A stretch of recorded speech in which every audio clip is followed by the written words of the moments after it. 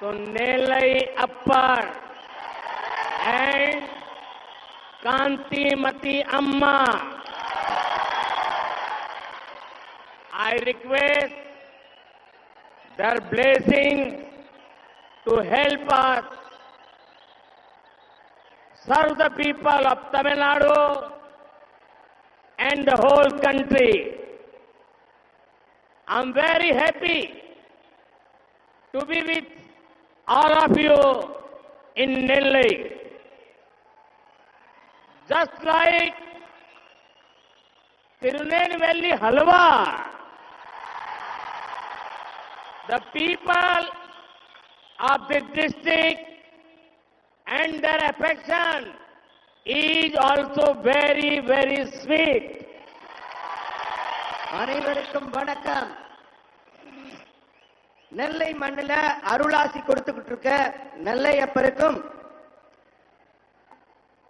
காந்திமதி அம்மைக்கும் என்னுடைய பணிவான வணக்கத்தை தெரிவித்து இந்த நாட்டுக்காக உழைக்கும் நல்லாசிகளை எனக்கு தர வேண்டும் என்று வேண்டுகிறேன். நெல்லையில உங்களை எல்லாரும் பார்த்ததுல எனக்கு ரொம்ப சந்தோஷம். ஏன்னா நெல்லை மக்கள் நீங்க எல்லாம் திருநெல்வேலி அல்வா மாதிரி ரொம்ப இனிமையாகவும் ரொம்ப இலகிய மனதோடையும் இருக்கிறவர்கள். உங்களை சந்தித்ததில் எனக்கு மிக்க மகிழ்ச்சி. साथियों, कल मैं तिरुपुर और मदुरई में था और आज मुझे तिरुनेलवेली आने का सौभाग्य मिला है. इन सभी स्थानों पर मुझे एक बात कॉमन दिखी. बच्चे, बूढ़े, नौजवान, महिलाएं, गरीब, मिडिल क्लास, तमिलनाडु का हर वर्ग, हर समाज आज पूरे विश्वास के साथ बीजेपी के साथ डट करके खड़ा हुआ नजर आता है. तमिलनाडु के लोग बीजेपी को बड़ी आशाओं से देख रहे हैं. लोग देख रहे हैं कि कैसे बीजेपी ने देश में संवेदनशीलता और सामाजिक न्याय की सकारात्मक राजनीति को आगे बढ़ाया है. तमिलनाडु का ये असीम प्रेम, ये विश्वास हमारे लिए एक बहुत बड़ी जिम्मेदारी है और बीजेपी इस जिम्मेदारी को पूरा करने में आपके विश्वास पर खरा उतरने कोई भी कमी नहीं छोड़ेगी. ये भरोसा मैं आपको देने के लिए आज आपकी धरती पर आया हूं. ये मोदी की गारंटी है. நண்பர்களே, இது மோடியின் கேரண்டி. நண்பர்களே, நேத்துக்கு நான் திருப்பூர் போயிருந்தேன், மதுரை போயிருந்தோம். இன்னைக்கு திருநெல்வேலிக்கு வரக்கூடிய மிகப்பெரிய பாக்கியம் கிடைச்சிருக்கு. ஆனா இந்த எல்லா இடத்துலயும் உங்களை பார்க்கும்போது எனக்கு ஒரு பொதுவான ஒரு பண்பு தெளிவாக தெரியுது. தமிழகத்துல குழந்தைகளாகட்டும், முதியவர்களாகட்டும், இளைஞர்களாகட்டும், பெண்களாகட்டும், ஏழை நடுத்தர குடும்பத்தினராகட்டும், இப்படி எந்த பிரிவினராக இருந்தாலும் பாரதிய ஜனதா கட்சியின் மீது மிகப்பெரிய நம்பிக்கையை வைத்திருக்கிறார்கள். தமிழக மக்களோட அந்த நம்பிக்கையை பாரதிய ஜனதா கட்சி கண்டிப்பாக காப்பாற்றும். அவங்க நம்மளுடைய சமூக நீதி எப்படி பண்றோம், உண்மையான நேர்மறையான அரசியலை எப்படி பண்றோம் என்பதை கவனித்துக் கொண்டிருக்கிறார்கள். உங்க நம்பிக்கையெல்லாம் முழுவதுமாக பாரதிய ஜனதா கட்சி நிறைவேற்றும் என்ற உறுதிமொழியை இன்று இந்த திருநெல்வேலியில் உங்கள் முன்னால் வைக்கிறேன். இது மோடியின் கேரண்டி. साथियों, तमिलनाडु के लोग भविष्य से कदम मिलाकर चलने वाले लोग हैं। तमिलनाडु की पहचान टेक्नोलॉजी से होती है, नई सोच से होती है। यही बात तमिलनाडु को बीजेपी के और करीब लाती है। हमारी ये साझी सोच और बीजेपी सरकार का ट्रैक रिकॉर्ड ये विश्वास दिलाता है कि बीजेपी ही है जो तमिलनाडु को सही भविष्य की ओर लेकर जा सकती है। ऐसे कई उदाहरण आज आप देख सकते हैं, जैसे कि आज भारत विश्व की सबसे तेजी से बढ़ती अर्थव्यवस्था है और साथ ही हम उन चुनिंदा देशों में से एक है जो रिन्यूएबल एनर्जी के प्रति पूरी प्रतिबद्धता से काम कर रहे हैं। जब रिन्यूएबल एनर्जी की बात होती है तो तमिलनाडु इसकी संभावनाओं से भरा हुआ है। देश इस नई सोच के साथ काम कर रहा है और इसका बड़ा लाभ तमिलनाडु को मिल रहा है। நண்பர்களே, தமிழ்நாட்டு மக்கள் எல்லாம் எப்போதும் வருங்காலத்தை பற்றிய, எதிர்காலத்தை பற்றிய ஒரு மிகப்பெரிய தெளிவுடன் இருப்பார்கள். அதுக்கு முக்கிய காரணம் அவர்களுடைய தொழில்நுட்ப அறிவில் அவங்க மிகச் சிறந்தவர்களாக இருக்கிறார்கள். இதுதான் தமிழகத்தை பாரதிய ஜனதா கட்சியோட இப்பெல்லாம் நெருக்கமாக்குது. ஏன்னா பாரதிய ஜனதா கட்சியுடைய அணுகுமுறையும் சித்தாந்தமும் தமிழக மக்களின் எண்ணத்தோடு மிகவும் ஒத்து போகிறது, ஒன்றுபடுகிறது. எதிர்காலத்தை நோக்கிய பாரதிய ஜனதா கட்சியின் சிந்தனையும் மக்களின் சிந்தனையும் ஒன்றுபடுவதால் தமிழக மக்களுக்கு பாரதிய ஜனதா கட்சியின் மேல் புது நம்பிக்கையை ஏற்படுத்தி இருக்கிறது. இந்த மாதிரி நிறைய உதாரணம் நான் சொல்லலாம். இது போல இன்னைக்கு இந்தியா வேகமாக வளர்ற பொருளாதாரத்தை கொண்டிருக்கிறது. மேலும் இந்த எரிசக்தியில புதுப்பிக்கத்தக்க எரிசக்தின்னு சொல்றாங்க இல்லையா, அந்த எரிசக்தி துறையில வெளிநாடுகளோட இந்தியாவும் போட்டி போட்டு முன்னேறுது. இந்த புதுப்பிக்கத்தக்க எரிசக்தியை பொறுத்த வரைக்கும் தமிழ்நாடு மிகப்பெரிய வளர்ச்சியை நோக்கி சென்று கொண்டிருக்கிறது. அந்த வளங்கள் எல்லாம் தமிழகத்தில் இருக்கிறது. இந்த நாடு புதிய சிந்தனையோடு செயல்படுகிறது. தமிழ்நாடும் இந்த புதிய சிந்தனையின் வளர்ச்சியில் மிகப்பெரிய பங்கு வகிக்கப் போகிறது. साथियों, एक और बदलाव है जिसे आज तमिलनाडु के भाई बहन देश के बाहर भी महसूस कर रहे हैं। ये बदलाव है दुनिया में भारत का बढ़ता कद, भारत का बढ़ता सम्मान। पूरे विश्व में फैले तमिल कम्युनिटी के लोग जब देखते हैं कि उन्हें भारतीय होने की वजह से सम्मान की नजर से देखा जाता है तो उनका विश्वास मजबूत होता है कि केंद्र सरकार सही काम कर रही है। ये बदलाव देश की स्थिर, विकासशील और मजबूत बीजेपी की सरकार से ही आया है। इसलिए तो आज तमिलनाडु बीजेपी से इतनी तेजी से जुड़ रहा है। நண்பர்களே, உங்களுக்கெல்லாம் ஒரு உதாரணம் சொல்றேன். நீங்கெல்லாம் வெளிநாடுகளுக்கு தமிழ்நாட்டு சகோதர சகோதரிகள்லாம் போறீங்க இல்லையா?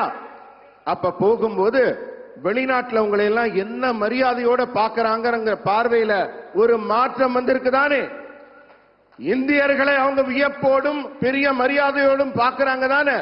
அந்த பெருமை தமிழக மக்களுக்கும் கிடைத்துக் கொண்டிருக்கிறது. உலகில் உள்ள சமுதாய மக்கள் எல்லாம் இந்தியர்களை இவ்வளவு பெருமையாக பார்க்கிறார்கள் என்பது மத்திய அரசு சிறப்பாக செயல்பட்டுக் கொண்டிருக்கிறது என்பதற்கு சாட்சி. இந்த மாற்றம் நிலையான உறுதியான வளர்ச்சியை நோக்கிய மாற்றம் என்பதை உணர்ந்து கொண்ட தமிழக மக்கள் இப்ப பாரதிய ஜனதா கட்சியை தேர்ந்தெடுத்து அதன் பின்னே வர தொடங்கி இருக்கிறார்கள். साथियों, भाजपा सरकार में पहली बार दिल्ली से तमिलनाडु की दूरी इतनी कम हुई है। आज गरीब, किसान, महिला और युवा उनसे जुड़ी हर योजना का लाभ भारत के दक्षिणी कोने तक पहुंच रहा है। बीजेपी सरकार कैसे काम करती है, आज तमिलनाडु खुद इसका गवाह है। 5 साल पहले तमिलनाडु के सिर्फ 21 लाख ग्रामीण घरों में नल से जल आता था। 20 लाख। आज जल जीवन मिशन के कारण 1 करोड़ से ज्यादा ग्रामीण घरों में नल से जल पहुंचता है। सब जानते हैं कि कैसे घर तक पानी न आने से सबसे ज्यादा तकलीफ घर की महिलाओं को उठानी पड़ती थी, लेकिन घर घर नल पहुंचने से उसने जीवन को आसान कर दिया है।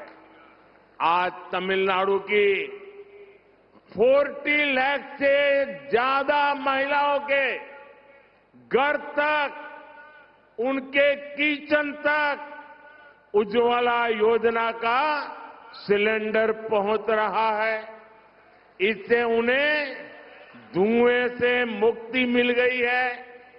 आप सोचिए, हमारी माताओं बहनों की ईज ऑफ लिविंग कितनी बड़ी है, और इसीलिए तो आज तमिलनाडु में जहां जाता हूं, माताएं बहनें बहुत बड़ी संख्या में आकर के मुझे आशीर्वाद देती है। நண்பர்களே, நான் யோசிச்சு பார்க்கிறேன், இப்பதான் முதல் முறையா டெல்லிக்கும் தமிழ்நாட்டிற்கும் இடையே இருக்கிற தூரம் ரொம்ப குறைஞ்சு போச்சு. நெருக்கமா வந்திருக்கோம். இன்னைக்கு ஏழைங்க, விவசாயிங்க, பெண்கள், இளைஞர்கள், இப்படி ஒவ்வொருத்தருக்கான திட்டத்தின் பலன்களும் தமிழ்நாட்டின் மூலை முடுக்கெல்லாம் தென் தமிழக மக்களுக்கெல்லாம் சென்று கிடைத்திருக்கிறது. இதுதான் பாரதிய ஜனதா அரசு எப்படி செயல்படுதுங்கிறதுக்கான ஒரு நல்ல சாட்சியா, நல்ல சான்றா இருக்குது.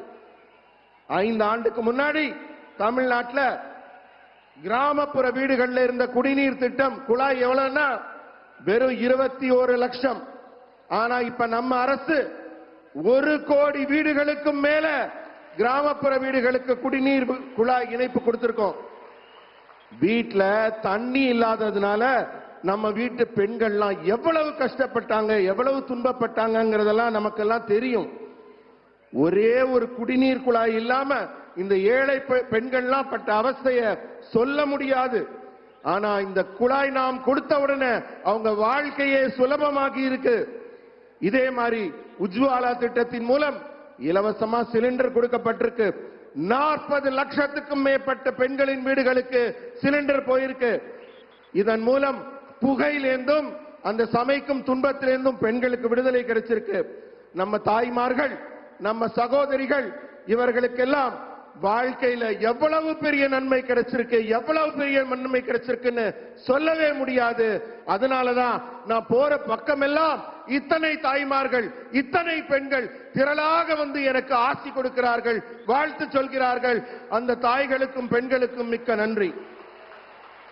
साथियों, आज अगर देश 100 कदम आगे बढ़ता है तो तमिलनाडु भी उतनी ही तेजी से आगे बढ़े, ये मोदी का संकल्प है. इसलिए बीते 10 वर्षों में अगर हमने देश में अनेक नए एम्स खोले तो मदुरई में भी एम्स खोलने जा रहे हैं. आज अगर देश में हर गरीब को 5 लाख रुपए तक के मुफ्त इलाज की गारंटी मिल रही है तो उसमें 50 लाख से ज्यादा लाभार्थी हमारे तमिलनाडु के भाई बहन हैं. और ये सेवा हम तब कर रहे हैं जब राज्य में ऐसी सरकार है जो हमें तमिलनाडु के हित के लिए भी सहयोग करने के लिए तैयार नहीं है. इसलिए तमिलनाडु के विकास की विरोधी राज्य सरकार से ऐसे विकास विरोधी राजनीतिक दल से आप सबको सतर्क रहने की जरूरत है. अब उनसे हिसाब मांगने की जरूरत है. इन लोगों ने तमिलनाडु के विकास के नाम पर आपको खूब लूटा है. इतना ही नहीं, आपके बच्चों के भविष्य को उन्होंने गहरे गड्ढे में डाल दिया है. और अब मैं आपको गारंटी देता हूं, मैं आपके बच्चों के भविष्य को बर्बाद नहीं होने दूंगा. मोदी ऐसा नहीं होने देगा. और ये भी मोदी की गारंटी है.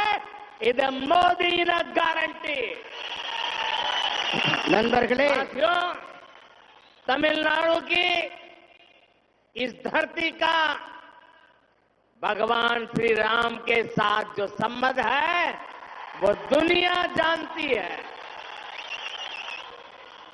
22 जनवरी को अयोध्या में होने वाले आयोजन से पहले मैं जो अनुष्ठान कर रहा था उसके तहत विभिन्न मंदिरों में गया था, धनुषकोडी भी गया था. सदियों के इंतजार के बाद अयोध्या में प्रभु राम का राम मंदिर के निर्माण से पूरा देश खुश है. इसी विषय पर संसद में एक प्रस्ताव आया था. अभी कुछ ही दिन पहले पार्लियामेंट में एक रिजोल्यूशन आया था, लेकिन इस दौरान डीएमके के सदस्य सारे एमपी सदन छोड़ करके भाग गए. डीएमके इस व्यवहार ने फिर साबित किया है कि उन्हें आपकी आस्था से कितनी नफरत है. साथियों, डीएमके और कांग्रेस सिर्फ लोगों में, समाज में बंटवारा करती है, जबकि हम देश के हर कोने, हर परिवार को अपना परिवार समझते हैं. मैं इसका एक उदाहरण आपको देता हूं. तमिलनाडु और तमिल लोगों से मेरा इतना लगाव है कि हमने तमिलनाडु की संतान एक दलित बेटे को मंत्री बनाया है. वो तमिलनाडु से जीत करके नहीं आया था, तो हमने हार्टलैंड हिंदी भाषी मध्य प्रदेश से दोबारा उनको राज्यसभा से भेजा है, क्योंकि हम तमिलनाडु को प्रेम करते हैं। साथियों, बीजेपी राष्ट्र प्रथम, नेशन प्रथम, नेशन फर्स्ट का सिद्धांत लेकर चलने वाली पार्टी है। बीजेपी की हमारी सरकार दुनिया भर में संकट में फंसे भारतीयों की सुरक्षित वापसी के लिए कोई कोर कसर बाकी नहीं छोड़ती। हम पाकिस्तान से अपने पायलट अभिनंदन को सुरक्षित वापस लाए। हमारे कितने ही मछुआरे भाइयों को छुड़ाकर हमारी सरकारों ने सुरक्षित वापस लाई है। श्रीलंका में हमारे 5 मछुआरों को फांसी हुई थी, ये मोदी है उनको जिंदा घर लेकर के आई।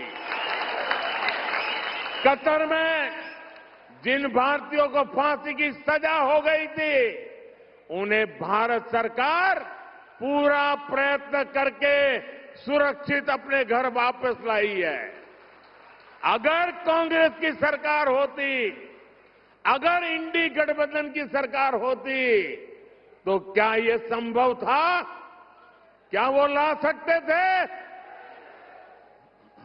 ऐसा सोच भी नहीं सकते। कांग्रेस की इंडी गठबंधन की सरकारें तो ऐसी रही है जो सालों से पाकिस्तान की जेल में पड़े एक भारतीय की सुरक्षा तक के लिए कुछ नहीं कर पाई थी। साथियों, डीएमके एक ऐसी पार्टी है जो काम तो करती नहीं, लेकिन झूठा क्रेडिट लेने के लिए आगे रहती है।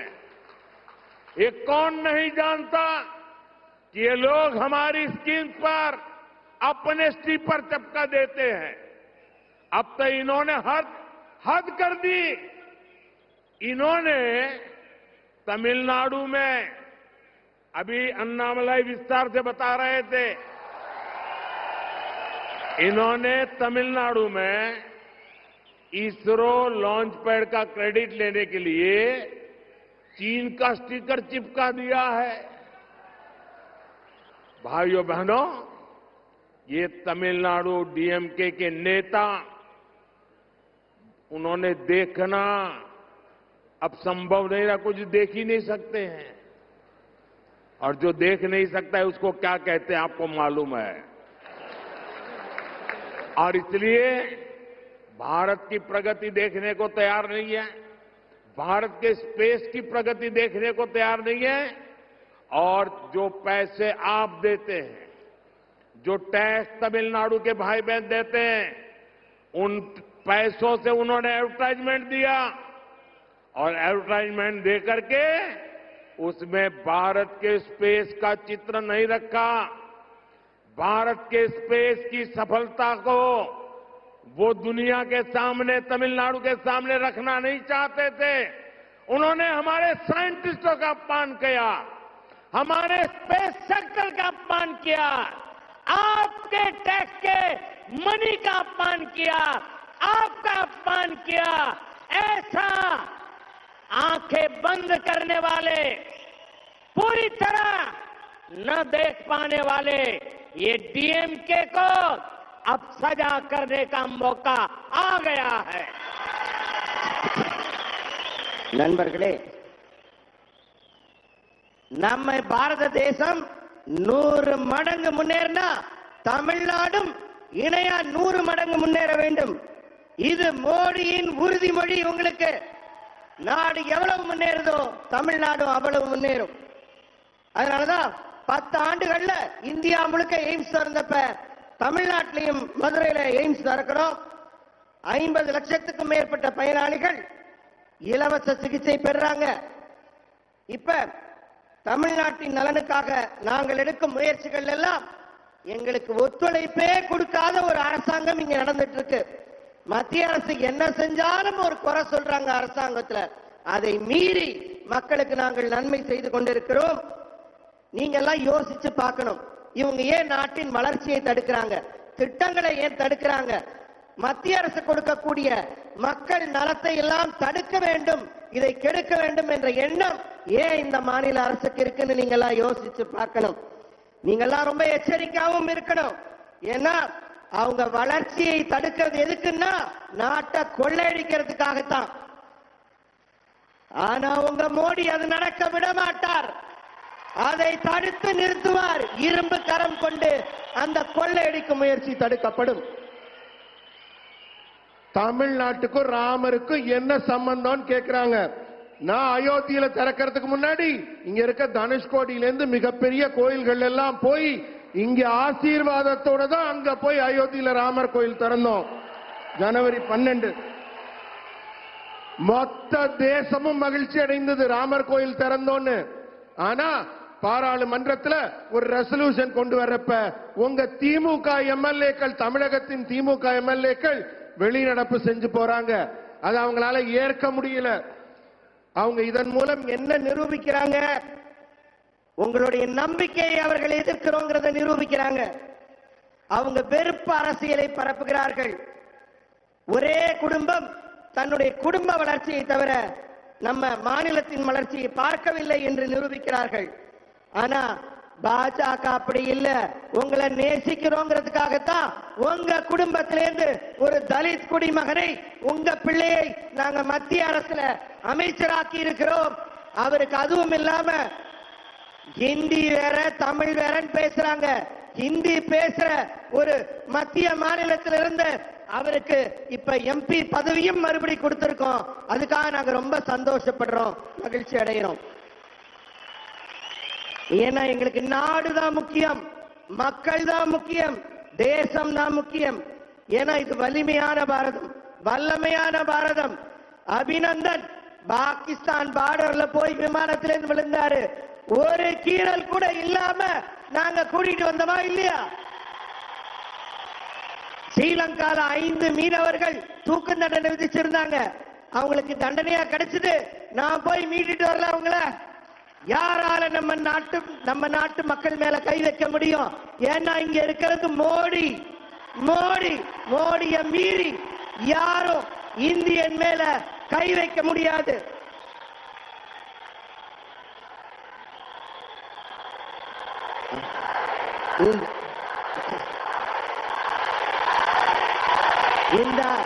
இந்த அரசுகளை எல்லாம் திருத்த வேண்டிய காலம், இந்த அரசுகளை எல்லாம் மாற்ற வேண்டிய காலம்.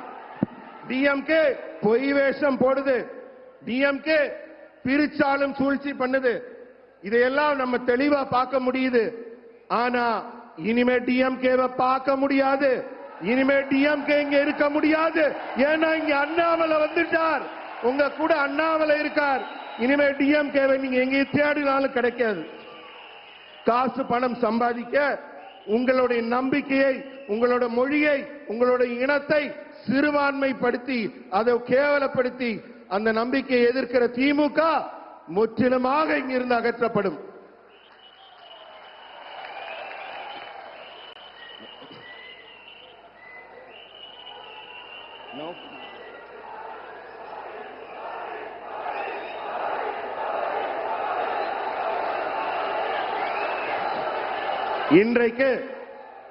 இன்றைக்கு நாங்க ராக்கெட் ஏவுகணம் திறந்து விட்டுட்டு வந்திருக்கோம். அதுல நீங்க பாத்தீங்கன்னா திமுக ஒரு விளம்பரம் போட்டிருக்கு. என்ன போட்டிருக்காங்க? சைனாவோட கொடி போட்டு சைனாவோட ராக்கெட் படத்தை போடுறாங்க. அந்த அளவுக்கு தான் அவங்க நாட்டு பற்று இருக்கு. இந்தியாவின் மேல அவங்களுக்கு என்ன பற்று இருக்குங்கிற உண்மையை நீங்க உணர்ந்துக்கணும். साथियों, विकसित भारत के लिए तमिलनाडु का विकसित होना बहुत जरूरी है। इसलिए भारत सरकार की पूरी कोशिश है कि हम यहां ज्यादा से ज्यादा इन्वेस्टमेंट और इंडस्ट्री को ला सके। तिरुनेलवेली चेन्नई वंदे भारत एक्सप्रेस के कारण यहां यात्रा और व्यापार दोनों आसान हुए हैं। तिरुनेलवेली, तूतुकुड़ी, रामनाथपुरम और विरुधुनगर में एनएलसीआई के सोलर पावर प्रोजेक्ट भी पूरे हो गए हैं। विरुधुनगर में पीएम मित्र टेक्सटाइल पार्क भी बनाया गया, जिससे 2 लाख से अधिक रोजगार पैदा होंगे। मुकेयूर और पुंपुहार में हार्बर बनाने का काम भी पूरा हो गया है। सागर माला प्रोजेक्ट के तहत हम पोर्ट इंफ्रास्ट्रक्चर को सुधारने पर भी काम कर रहे हैं। इन सब के साथ राज्य में नए हाईवे बनाने से लेकर पुराने हाईवे को अपग्रेड करने तक उसकी अनेक योजनाएं पूरी स्पीड से चल रही है। நண்பர்களே, வளர்ந்த இந்தியாவுக்கு மிகப்பெரிய கட்டமைப்புகளை உருவாக்க வேண்டிய நேரம். வளர்ச்சி அதனால மிக முக்கியமானது, தொடர்ந்து நடைபெற்றுக் கொண்டே இருக்க வேண்டும். அதனாலதான் இந்திய அரசு பெரிய முதலீடுகள் செய்து தொழில்துறையை முன்னுக்கு கொண்டு வருது. திருநெல்வேலி சென்னை வந்தே பாரத் எக்ஸ்பிரஸ் வந்த பிறகுதான் உங்க பகுதியில் மிகப்பெரிய முன்னேற்றம் தொழில் வளத்திலையும் போக்குவரத்திலையும். அதே போல திருநெல்வேலி, தூத்துக்குடி, ராமநாதபுரம், விருதுநகர் ஆகிய இடங்கள்ல NLCIL சூரிய மின்சக்தி திட்டங்கள் மிகப்பெரிய முன்னேற்றம் அடைந்து நிறைவடையும் நிலையில் இருக்கிறது. விருதுநகர்ல பிரதம மந்திரி ஜவுளி பூங்கா, இதன் மூலம் 2 லட்சம் பேருக்கு இந்த பகுதியில் வேலை கிடைக்க போகுது. மூக்கையூர், பூம்புகார் ஆகிய துறைமுகம் கட்டும் பணி முடிஞ்சிருச்சு. சாகர் மாலா திட்டத்தில் துறைமுக உள்கட்டமைப்பு மிக வேகமாக தமிழகத்தில் மேம்படுத்தப்படுது. இது மட்டுமல்ல, பெரிய பெரிய சாலைகள், புதிய சாலைகள் போடப்படுவதோட பழைய சாலைகள் கூட புதிய சாலைகளாக மேம்படுத்தப்படும் பணி தமிழ்நாடு முழுக்க நடைபெற்றுக் கொண்டிருக்கு.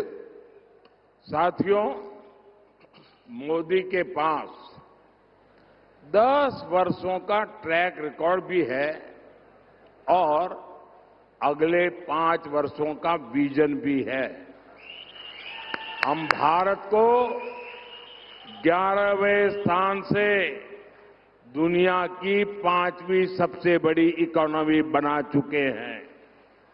हमारा विजन है कि अब तीसरे कार्यकाल में भारत को विश्व की तीसरी सबसे बड़ी अर्थव्यवस्था बनाएंगे। अगले 5 वर्षों में हम विकसित भारत के लिए अपनी इंडस्ट्रीज का विस्तार करने वाले हैं। आज हमने तमिलनाडु के हमारे युवाओं को अपनी तमिल भाषा में मेडिसिन और इंजीनियरिंग जैसे विषयों की पढ़ाई के विकल्प दिए हैं। अगले 5 वर्षों में AI, आर्टिफिशियल इंटेलिजेंस और लेटेस्ट टेक्नोलॉजी के जरिए हमारी भाषाओं की ताकत बढ़ेगी, युवाओं के लिए नए अवसर बनेंगे। हमारे अगले कार्यकाल में भारत विश्व के सबसे बड़े इंफ्रास्ट्रक्चर क्रिएटर्स में से एक होगा। बीजेपी सरकार ये सुनिश्चित करेगी कि जो इंफ्रास्ट्रक्चर अब तक विकसित देशों में देखा जाता था, वो हमारे गरीबों के घर तक पहुंचे। நண்பர்களே, இப்ப உங்க மோடி கிட்ட 10 வருஷ அனுபவம் இருக்கு ஆட்சி செஞ்சு. அது மட்டுமல்ல, அடுத்த 5 வருஷம் என்ன செய்ய போறோங்கிற ஒரு உறுதியான திட்டமும் இருக்கு. இது உலகில இந்தியாவை 5வது இடத்துல இருக்கிற இந்தியாவை 3வது இடத்துக்கு மிக வேகமாக முன்னேற்ற போகிறது. இந்த சாதனை நாம் மூன்றாம் முறை ஆட்சிக்கு வரும்போது இந்தியா மூன்றாவது பொருளாதாரத்தில் உயர்வு பெற்ற வல்லமை பெற்ற நாடாக அமையும். அடுத்த ஆண்டுகள்ல இந்தியாவோட தொழில் வளம் மிக வேகமாக விரிவுபடுத்தப்பட போகுது.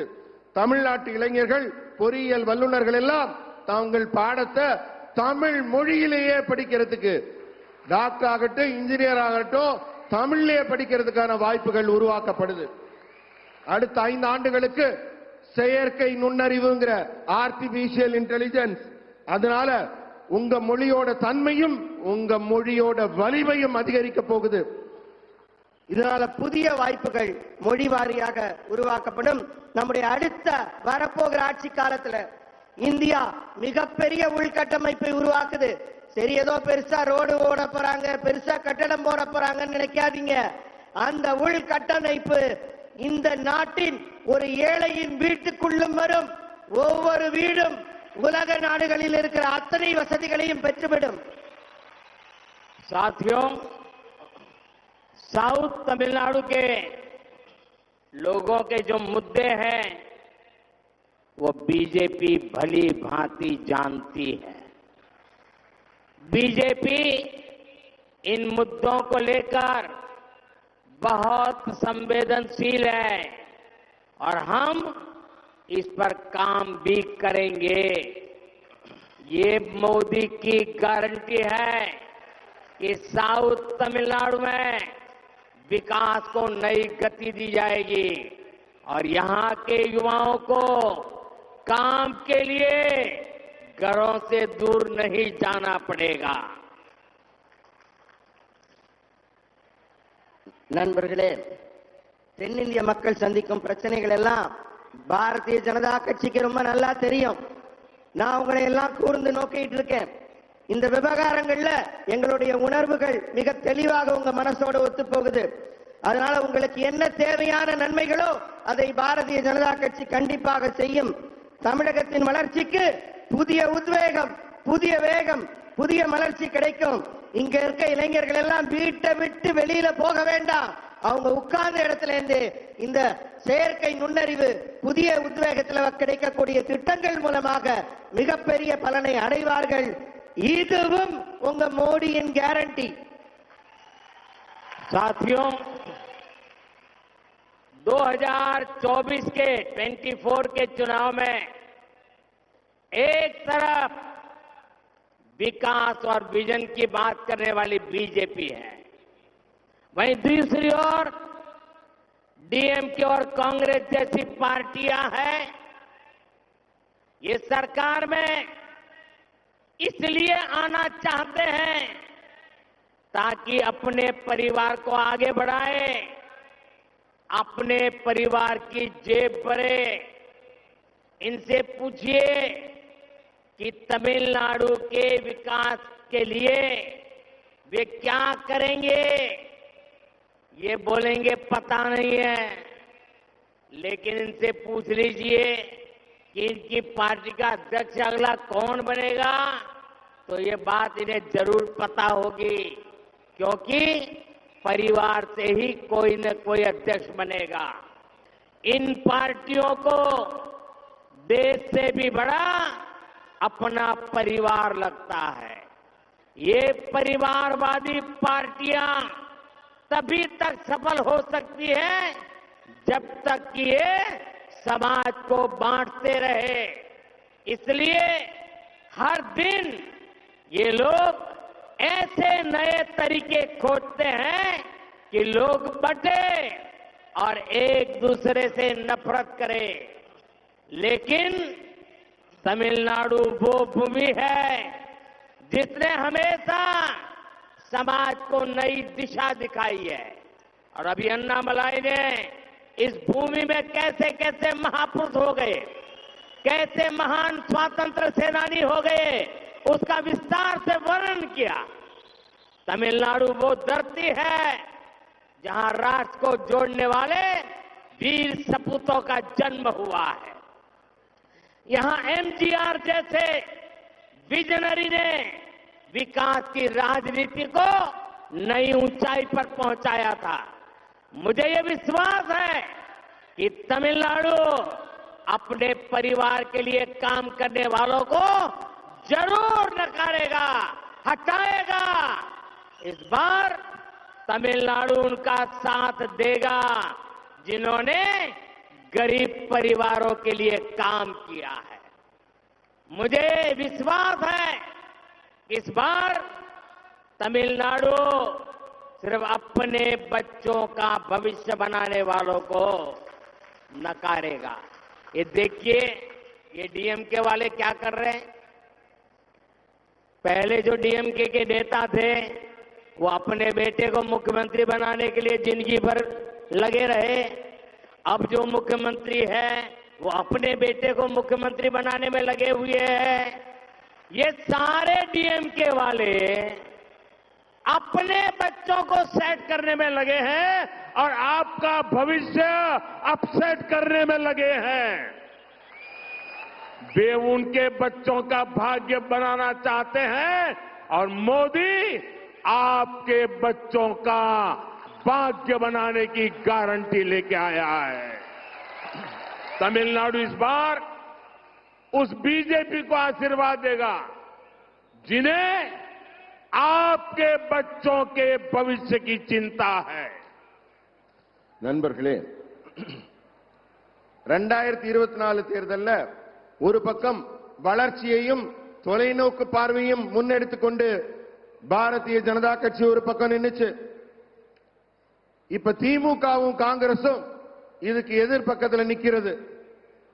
அதனால அவங்க ஆட்சி அதிகாரத்துல மட்டும் சேர்ந்து அதுல சம்பாதிக்கணும்னு நினைக்கிறாங்க. அவங்க குடும்பம் மீண்டும் ஆட்சிக்கு வரணும்னு நினைக்கிறாங்க. அவங்க குடும்ப உறுப்பினர்கள் ஆட்சி அதிகாரத்துல வரணும்னு நினைக்கிறாங்க. தமிழ்நாட்டின் வளர்ச்சிக்கு என்ன செய்வீங்கன்னு கேட்டு பாருங்க, அவங்கள்ட்ட பதில் இருக்காது. ஆனா அடுத்து யாரு இங்க சிஎம் ஆக போறீங்க, அடுத்து யாரு மினிஸ்டர் ஆக போறீங்கன்னு அவங்களை கேட்டு பாருங்க, நல்லா தெரியும். ஏன்னா அப்பாக்கு அப்புறம் பிள்ளை, பிள்ளைக்கு அப்புறம் அவங்க பிள்ளைன்னு வம்சாவளி அரசியலை அவர்கள் முன்னெடுக்கிறார்கள். அடுத்த கட்சி தலைவர் யாருன்னு அவங்களுக்கு நல்லா தெரியும். ஆனா இந்த கட்சிகள் எல்லாம் தன் நாட்டை விட தான் குடும்பத்தை தான் முக்கியம் நினைக்கிறாங்க. மக்களை யாரும் முக்கியமா நினைக்கல, உங்க நன்மையை யாரும் முக்கியமா நினைக்கல. எனவே ஒவ்வொரு நாளும் அவங்க என்ன நினைக்கிறாங்க, மக்களை டிவைட் அண்ட் ரூல், பிரிச்சு ஆளணும். ஏதாவது ஒரு பிரச்சனை மூலமா மொழியோ இனமோ சாதியோ ஏதாவது ஒண்ணு சொல்லி உங்களை பிரிச்சு பிரிச்சு வைக்கணும், ஒரு சண்டைகள் உருவாக்கணும். இதுதான் அவங்க எண்ணம், நோக்கமா இருக்கு. தேசத்தை ஒன்றுபடுத்த வேண்டும் என்ற எண்ணம் அவர்களுக்கு இல்லை. ஆனால் அவர்கள் எண்ணம் ஈடேறப் போவதில்லை. என் மண் என் மக்கள் யாத்திரை மூலம் இதோ அண்ணாமலை அவர்கள் நாட்டை ஒற்றுமைப்படுத்துவதற்காக நடை பயணம் நடந்து கொண்டிருக்கிறார். அதனால அவங்க எண்ணம் ஈடேறப் போவதில்லை. தொலைநோக்குல வீரத்துக்குடன் இந்த நாட்டை ஒன்றுபடுத்த வேண்டும் என்று உழைத்த தமிழ் மக்கள் இங்க அதிகம் பேர் இருக்கிறாங்க. தேசத்துக்காக உழைத்தவர்கள். தன் குடும்பத்தில் இருக்கிறவங்க முன்னேறணும்னு நினைக்கிறவங்களுடைய அவங்களுடைய சுயநலத்தை அடக்கி பொது நலத்தை முன்னெடுக்கும் நாள் வெகு தூரத்தில் இல்லை. ஏழை குடும்பங்களுக்காக உழைத்தவர்களுக்கு, ஏழை குடும்பங்களுக்காக உழைப்பவர்களுக்கு பாரதிய ஜனதா கட்சி தான் என்றும் துணை நிற்கிறது. நாங்களும் அதே பணியைத்தான் செய்து கொண்டிருக்கிறோம். இந்த முறை தான் குடும்பம் தான் பிள்ளைங்க அப்படிங்கிற சுயநலத்தோட வர்றாங்க இல்லையா, அவங்களெல்லாம் தமிழகம் கண்டிப்பாக நிராகரிக்கும். நிராகரிச்சுதான் ஆகணும். ஏன்னா அவங்களுக்கு உங்க பிள்ளைகள் முன்னேறணும்னு அக்கறையே இல்லை. அவங்க பிள்ளைங்களை பத்தி தான் கவலைப்படுறாங்க. உங்க பிள்ளைங்களை பத்தி கவலைப்பட நான் இருக்கிறேன், மோடி ஆகிய நான் இருக்கிறேன். உங்க பிள்ளைகள் நன்றாக முன்னேற வேண்டும் என்பதற்காக. मैं पिछले 2 दिन से देख रहा हूं कि लाखों की तादाद में आप तमिलनाडु के भाई बहन हम सबको आशीर्वाद दे रहे हैं। मैं आप सबसे पहले क्षमा मांगता हूं। इतना उत्साह, इतना प्यार, इतने आशीर्वाद, लेकिन मैं तमिल में भाषण नहीं कर पा रहा हूं। समझ लेता हूं, कभी कुछ वाक्य बोल लेता हूं, लेकिन मैं तमिल में भाषण नहीं कर पा रहा हूं। उसके बावजूद भी लाखों लोग बैठ रहे हैं, मुझे सुनने समझने की कोशिश कर रहे हैं। ये कारण है आपका प्यार, आपके आशीर्वाद, आपका विश्वास। मैं आपके इस प्यार के लिए, इस विश्वास के लिए आज तमिलनाडु के लोगों को शत शत नमन करता हूं, सर झुकाकर प्रणाम करता हूं। நண்பர்களே,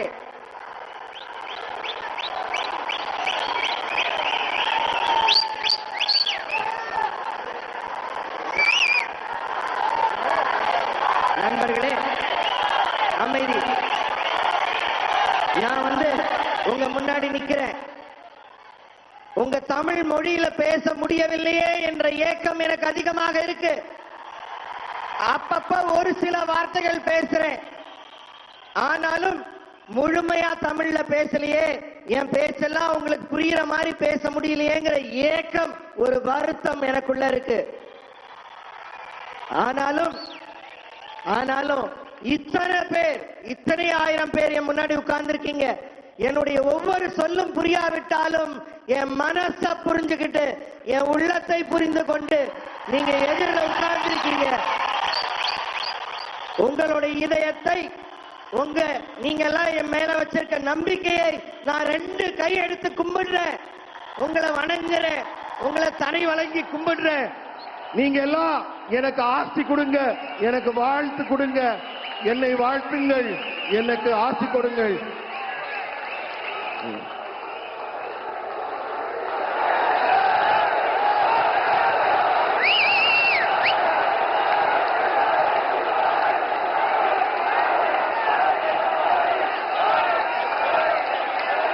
साथियों,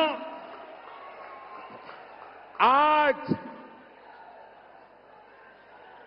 विपक्ष के नेता भी ये कहने लगे हैं कि बीजेपी और एनडीए इस बार पिछले चुनाव का रिकॉर्ड तोड़ने वाले हैं। अब की बार मोदी सरकार, अब की बार 400 पार, अब की बार 400 पार, अब की बार 400 पार। निश्चित ही लोगों में बीजेपी के प्रति अभूतपूर्व विश्वास है। हम विश्वास को बड़ी जीत में बदलने के लिए अभी भी हमें बहुत काम करना है। हमें हर घर तक, हर बूथ तक अपने तीसरे टर्म का विजन पहुंचाना है। इसका मतलब है कि आपको हर घर जाकर ये बताना होगा कि मोदी ने तिरुनेलवेली आकर उनका आशीर्वाद मांगा है। मैं तमिलनाडु के मेरे साथी कार्यकर्ताओं को, आप सबको ये जिम्मेदारी देकर जा रहा हूं। जितनी मेहनत आप करेंगे, उससे ज्यादा मेहनत मैं करूंगा। हम मिलकर तमिलनाडु को आगे बढ़ाएंगे। इसी संकल्प के साथ मैं फिर एक बार, ये मेरा सौभाग्य है कि तमिलनाडु मुझे इतना प्यार कर रहा है, इतने आशीर्वाद दे रहा है। நண்பர்களே, இப்ப எதிர்க்கட்சியில் இருக்கவங்களுக்கெல்லாம் கூட தெளிவா தெரிஞ்சிருச்சு. ஏன்னா அடுத்த 3வது முறையா ஆட்சி அமைக்க போறது பாரதிய ஜனதா கட்சி தான் என்று எல்லாரும் பேச தொடங்கிட்டாங்க. மக்கள் முன்ன எப்போதும் இல்லாத அளவுக்கு பாரதிய ஜனதா கட்சி மீது நம்பிக்கை வைத்திருக்கிறார்கள். இந்த நம்பிக்கை மாபெரும் வெற்றியாக நம்ம எல்லாம் நிறைய வேலை செய்யணும். வெறும் இந்த நம்பிக்கை வெற்றியை தந்துவிடும் என்று நாம வீட்டுக்குள்ள இருக்க முடியாது. நீங்க எல்லாரும் ஒவ்வொரு வீடா போகணும், ஒவ்வொரு பூத்துகளா போகணும், மக்களிடம் பேச வேண்டும், அவர்களை பாரதிய ஜனதா கட்சிக்கு தாமரைக்கு வாக்களிக்க செய்ய வேண்டும். அப்படி செய்தால்தான் நமக்கு நம்ம எதிர்பார்க்கிற மாபெரும் வெற்றி 400 சீட்டுகளுக்கு மேலான வெற்றி நமக்கு கிடைக்கும்.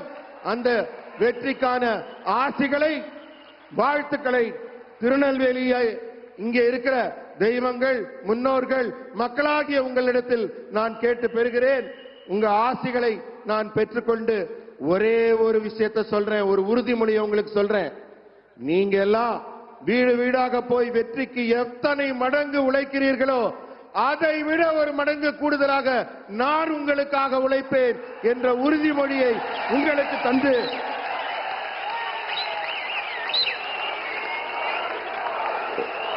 உங்கள் அன்புக்கும் ஆதரவுக்கும் நன்றி கூறுகிறேன்.